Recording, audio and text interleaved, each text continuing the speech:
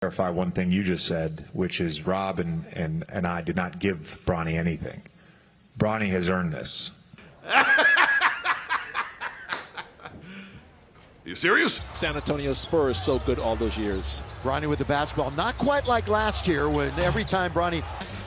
Dillon Brooks trying to go rugged, play a little rough there on Bronny. Yeah, and Bronny throws it up and misses. Warriors finally figured out the Kuminga thing, didn't they? Yeah, Kuminga went over the board and in. Connect, stops. Oh, Bronny's open for three. Oh. It's embarrassing. I'm embarrassed. We're all embarrassed. What do you think of the shots you took versus whether they went in or not? I felt like they were, pretty good shots. It wasn't rushed, wasn't, forcing anything. Didn't have my legs under me. Well, maybe. You're just making excuses.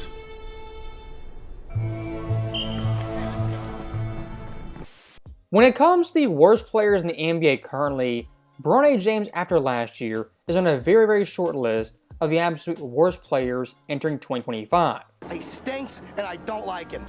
Now, Bronny being so bad on both ends, having no jump shot, no handles, playing no defense, when you're LeBron James' son, it honestly doesn't matter. Bronny in college was absolutely terrible, didn't matter, still got drafted. Bronny last year opening night of the NBA season, he's not a good player, not deserving. What happens? Checks in the game opening night because of LeBron James' son. History tonight. The first father-son duo to play together. I don't care. At every turn of this guy's so-called NBA journey, the only thing keeping him afloat is LeBron James and the fact Bronny is his son. And looking at year two, it's the same old story. Give Bronny time, he's getting a rhythm, his legs are kind of sore. Just give him a couple months, heck, even a couple years, he'll finally be decent at some point. Bronny, three! Some guys saw how tall I was and asked me if I wanted to play basketball when I was 17. Started, yes, the NIL was so much better. I just kept moving. Just kept moving. Most of them were online, and I felt like I could have made them. So I think I, took some good shots. Or if it doesn't mean a thing, it's just not a good effort right there. And Bronny hits a three. Everybody gets one. Tell him, Peter. Apparently everybody gets one. Bingo. For fans who defend Bronny James tooth and nail, at what point are they going to pack it in and call it a day? Last year, game 1-82, every excuse I heard for Bronny James is, well, he's young, give him time, he's developing. Doesn't matter if he airballs, bricks, turns the ball over, gets dunked on. Every time Bronny plays bad, squanders an opportunity, it's, give him time, he's still young. In year two, that excuse is wearing very, very thin. As looking at small guards in the NBA, these guys' lifespans are 1 to 3 years max. And the small guards who don't make it, they all have one thing in common, much like Bronny. When it comes to their overall skill set, they don't have one thing they excel at, one thing they're a superstar at. For the small guards who actually make it, they either have elite handles, an elite jump shot, they can defend like a pit bull, or some other trait that makes them stand out from the pack. For someone like Bronny, he's kind of a C-, a D at everything across the board. Can he shoot? Not really. Can he defend? No. Is he a great athlete? A decent NBA athlete, probably his best trait. Bronny James coming into the NBA what he was booked as is a 3-and-D guard who could shoot and play defense like a Drew Holiday or Davion Mitchell. The only problem is Bronny James can't shoot, and now he can't even defend. Sneak in there and get rebounds because nobody's paying attention to you. Yeah, there come the Suns. They started last year 8-1. Recall that. That time you rushed the jump hook, though. You didn't have to have a smaller player on him. Beautiful play. Well, that's way too soon. Last day of the regular season, April 12th. See how deep they can go in a very competitive. And what a week! You got to send the message early in those kind of matchups, even though it's the first few games of the season. Oh, good cut that time. The dive, and that's a good look for Bronny again. He's 0 for 5. Boy, the Lakers are just getting beat. They're just a step behind. You've got to do better. For last year, Bronny James, the biggest knock you could have on him is he couldn't shoot, and he was an absolute brick from 3, free throw, mid-range, from everywhere on the floor. Bronny James this year in his preseason debut wasn't just a brick, but defensively was absolutely atrocious.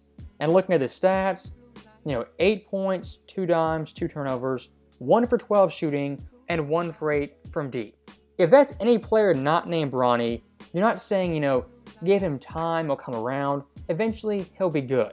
If that's a typical small guard in year 2, you're saying cut this guy, he's not an NBA player.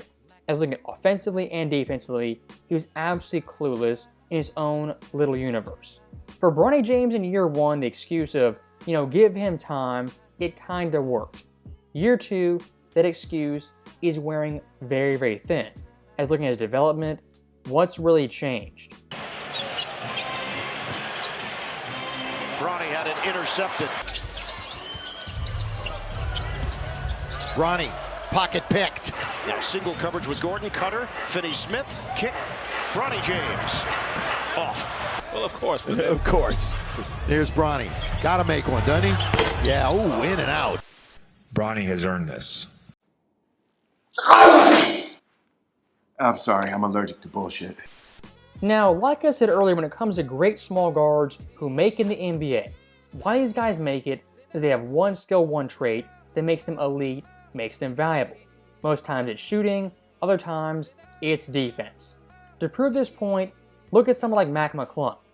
McClung as a player, not really a great shooter, and also on defense, not really that great. But look at this guy in the G League, an absolute beast from an all-around perspective. McClung last year played 30 games, averaged 25.7 points. The year before that, played 28 games, 24.7 points per game, and was the MVP of the entire league. McClung, those 2 years, being an elite G League player, one of the best G League player, played a grand total of 2 NBA games. 6'1", and you're not a bulldog like a Davion Mitchell, Drew Holidays.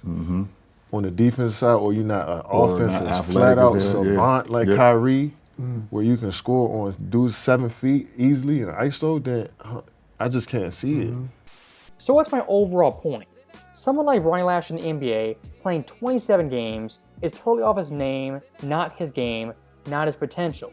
As looking at McClung, not only more potential, but a better overall player. The second point, a guy like McClung, despite being a G League beast, in the NBA isn't a great player. And why is that? Mac's overall game is more well-rounded. He's not great at one specific thing, much like Bronny. But again, comparing Mac versus Bronny, Mac the overall player, far, far better, and the opportunities are far more limited. So what does it come back to? Bronny's name, who he knows, and who his dad is. At the end of the day, that is Bronny James and his NBA story. It's not authentic, not genuine, it's not real. It's completely manufactured to boost a narrative for LeBron James. So that right there is in the video, and I'll say one last thing. When it comes to these so-called Nepo baby, even for those Nepo babies, there's levels to how bad they are. Some of these people, they know someone getting the door, they don't really deserve it. When they get in their spot, they're halfway decent. It's not right, but it is what it is. Now looking at someone like Bronny, the worst of both worlds. Getting his foot in the door, didn't deserve it, and staying in the room also doesn't deserve it based off his play potential and overall ability. And that's why Bronny to this day is the worst player in league history, not just because of his game, but how he got to the league. As always, thank you guys for watching, hope you enjoyed it. I'll see you next time.